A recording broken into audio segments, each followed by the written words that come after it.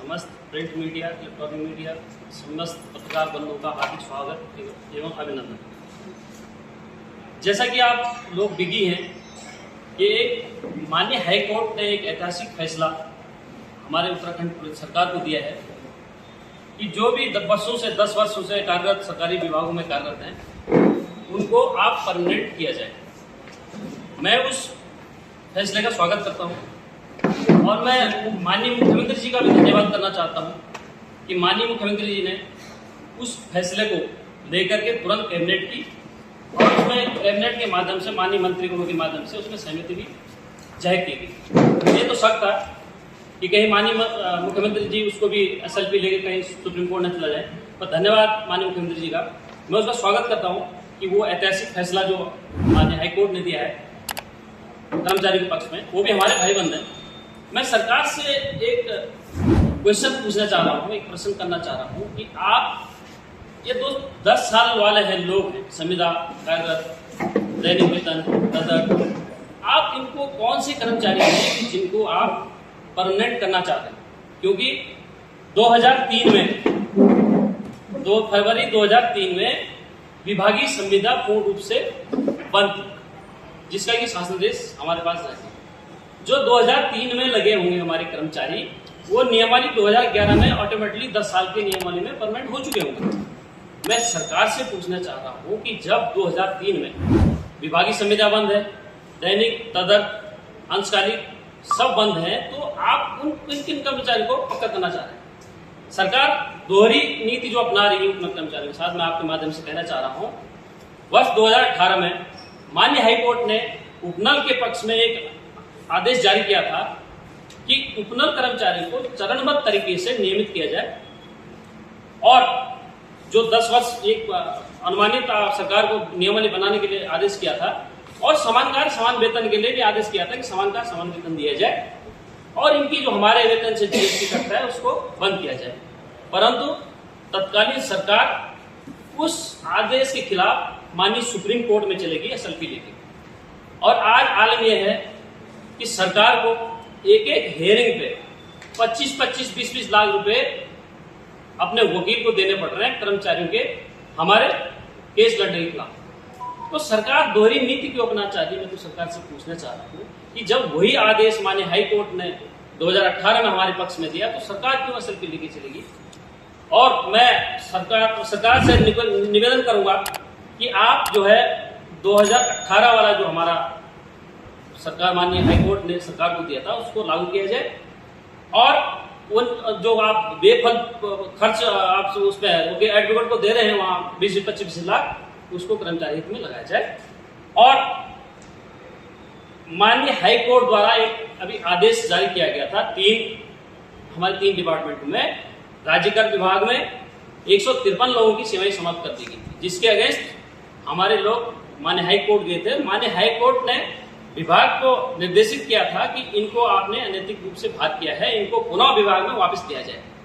ऐसे कृषि वाले थे हमारे, ऐसे आयुर्वेदिक विश्वविद्यालय वाले थे, परंतु सरकार ने उनको आदेश को अवमानना आदेश नहीं माना, जिसके अगेंस्ट में राज्य कर विभाग में कर्मचारियों ने कोर्ट ऑफ कंटेम्प्ट लगा दिया। आज आलम यह है कि विभाग को 55 कर्मचारियों को वापस विभाग में तैनाती देनी पड़ी उपनल वालों को।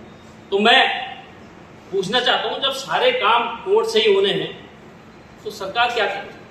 इसी के सापेक्ष में अभी हमारे माननीय गणेश जोशी जी जो हमारे सैनिक कल्याण मंत्री जी हैं, उन्होंने एक ठोस निर्णय लिया है कि हम जो है जो मनरेगा वाले उनको नियमित करने का एक प्रोसेस में पेपर के माध्यम से पढ़ रहा था कि माननीय मंत्री जी ने एक ठोस पहल की। मैं स्वागत करता हूं उसका भी, एक पहल की माननीय मंत्री जी ने। तो मैं चाहता हूं कि माननीय मंत्री जी हमारे सैनिक कल्याण मंत्री हैं, हमारे विभागाध्यक्ष हैं और वो बहुत बढ़िया काम कर रहे हैं। भी आज हमारे माननीय मुख्यमंत्री जी जो इस प्रदेश के मुखिया हैं, ठाकर धामी जी के नाम से जो विख्यात हैं, और वो इस प्रदेश का चौमुखी विकास भी कर उनके नेतृत्व में हो रहा है। हमें उनसे आशा भी है कि आप जो है इस हमारे जो 2018 वाला जो शासनादेश आदेश माननीय हाईकोर्ट ने दिया था उसको लागू किया जाए।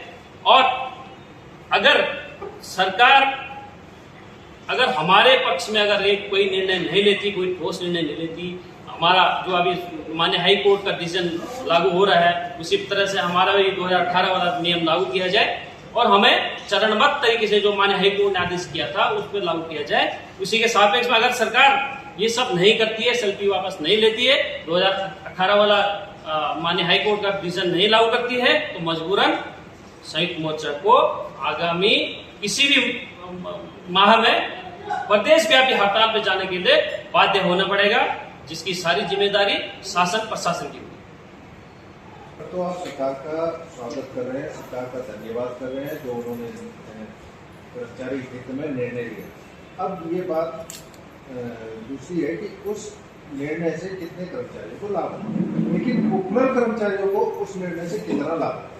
मैं आपके चैनल के माध्यम से कहना चाह रहा हूँ, वही तो मैं सरकार से पूछना चाह रहा हूँ कि जब 2003 से संविदा बंद है तो आप किन कर्मचारियों को पक्का करना चाह रहे हैं, किन कर्मचारियों के लिए आप नियम ला रहे हैं?